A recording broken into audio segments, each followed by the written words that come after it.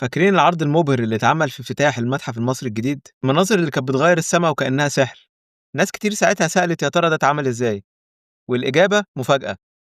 التقنية دي أصلها جاي من الصين، اللي بقت رائدة في عروض الطيارات الدرون على مستوى العالم.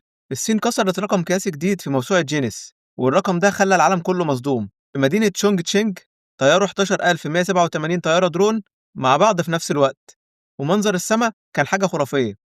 كل درون من دول تمنها بالآلاف، لمبات وبطاريات وتكنولوجيا متطورة كلها غالية. بس العرض ده مش زي الألعاب النارية اللي بتولع وتخلص في ثواني، ولا زي عروض أوروبا اللي كلها ألوان وخلاص. الصين عملت السما شاشة عملاقة ثلاثية الأبعاد، رسومات، حيوانات، كلام، وحركات كأنها إعلان ضخم طاير فوق المدينة. والأجمد من كده إن العرض كان مجاني للناس كلها. والأغرب بقى إن دي كانت أول مرة يعملوا عرض مزدوج، يعني صورتين مختلفتين في السما في نفس الوقت. ده وراه تكنولوجيا GPS رهيبة وذكاء اصطناعي بيتحكموا في كل درون بخوارزميات دقيقة جدا. غلطة صغيرة كان ممكن توقعهم كلهم، بس مفيش ولا غلطة ولا درون وقعت، ولا تأخير ثانية واحدة.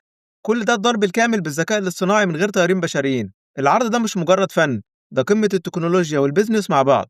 هل تفتكر التقنية دي ممكن تستخدم بعد كده في الاحتفالات أو في الافتتاحات الكبيرة للبطولات العالمية؟ وأخيرا لو عجبك الفيديو اضغط لايك وشير وتابعني وانتظر مزيد، وشكرا.